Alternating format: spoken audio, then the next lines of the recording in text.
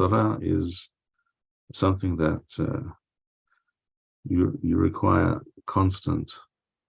It requires constant study. A person requires, as it were, always requires a booster shot of Torah on a daily basis.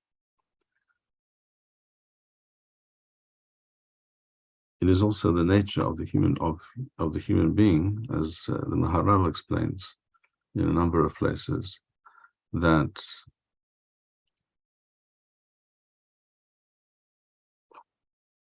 it is seen that the Torah is a system which derives from an exterior, outside source. In other words, what I mean by that is that the Torah, as we know, as the Mishnah states in Perek Helek in Masechet Sanhedrin, Torah is min hashamayim. That is to say, it is not a part of nature. This is a very important point to understand.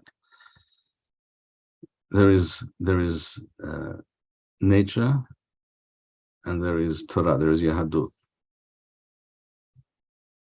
The world of nature, the natural world, the world of material things, is one form of reality.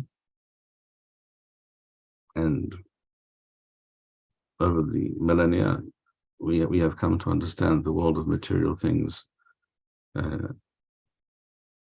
in greater depth. So we know today, for example, that the material world is made up of molecules and atoms, etc., and they are constantly in motion, right? If you're sitting at a table, as I am right now, the atoms inside the wood of the table, shall we say, are actually constantly in motion. If you take a glass of water and you examine it under very high power microscopy, then you see that everything is moving. This was famously one of the proofs or the proof essentially that Albert Einstein adduced to prove the existence of atoms, which is people do not all people know, but just 120 years ago was not recognized universally, and it's certainly not been considered to be proven that atoms even exist. And then he explained that the fact that you can see the motion within water, shall we say, when they would take grains of pollen, which are very, very fine, and throw them into water, and then observe them under a high-power microscope, and you would see that the grains of pollen are constantly being buffeted and moved. They're not at rest. And Einstein said that's because everything there is moving. The atoms, the molecules, they're all in motion, and therefore these grains are being buffeted. So that's the natural world. The natural world is not the world of life, by the way. That is the world of physics, but it's not biology. Biology is the world of living organisms. Living organisms require external information. They require input from outside the system, the natural material system, in order to create life. And that's DNA, which is information. It's like the software for a computer. It's essentially the same thing. So the world of material items, the base world of material, does not include that information to create life. Life, to create any kind of functioning organism, to create proteins, for example, there has to be information which codes for certain proteins, which provides the instructions for various molecules to self-organize in a certain manner, which creates systems and structures which create what we call life. So you have the material world, and you have the information which allows that material world, the inanimate material, to become animate, to become alive. Now you take the living world of the animate world of organisms, in which you also have human beings, to exist without the system of nature, or the natural order of living things, to be on a different level. You again require external input. You require a particular kind of information.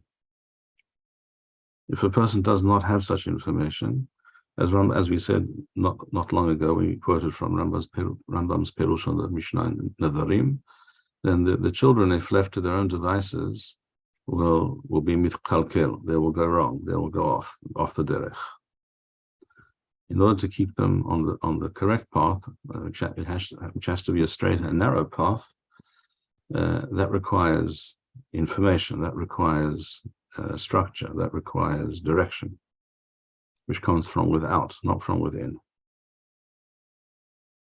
It's the very opposite of what some people claim nowadays, that children have to be allowed to do whatever comes naturally. Well, no one's trying to create unnatural and abnormal children, but it's necessary to understand that for children to become normal and to become civilized, and that's just to be civilized in the general human sense, and even how much more so to become civilized in the Torah sense, that requires a lot of direction and care and supervision, and all of that has to come from without.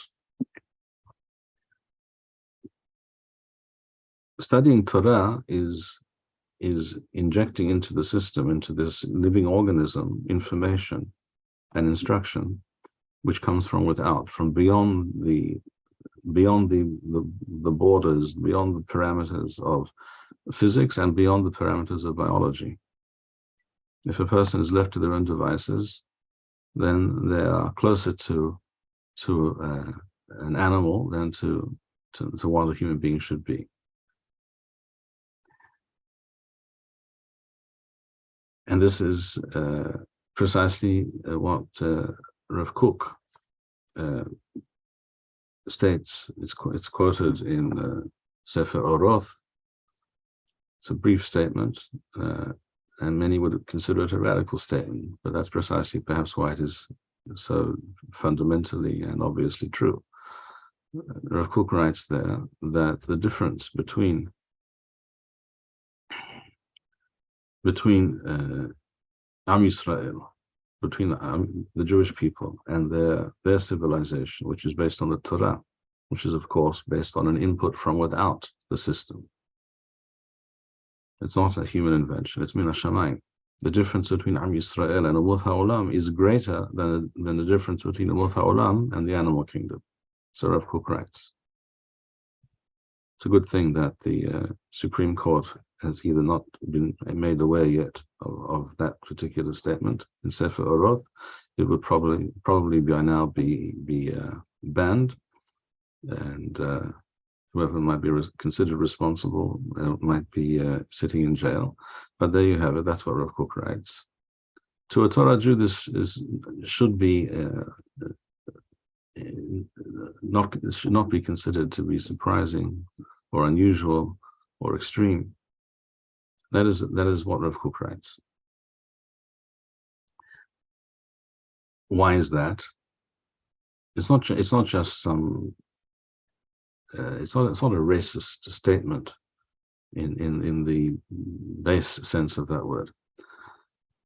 It is a statement based on a recognition and understanding that Umot HaOlam do not have, the nations of the world do not have such a system of external information,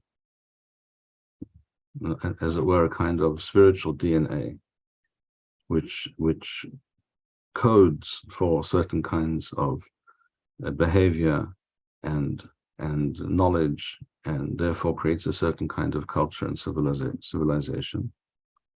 And when people do not have that, then they remain in the world of biology.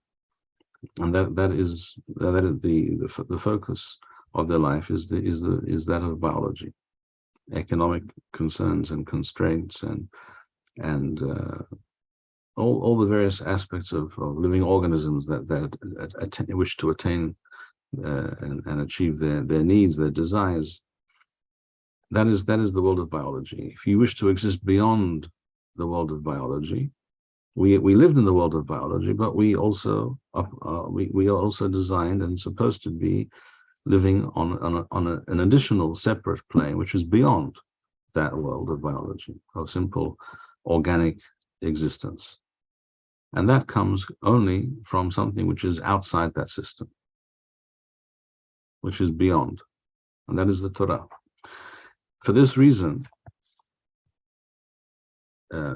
we find, as I said, the Maharal mentions that the Maharal didn't speak about physics and biology, but which were not really understood at all in the same way at that time, 500 odd years ago. But Maharal does explain that studying Torah and retaining Torah is very difficult, because it comes from a different plane, from a different level of reality.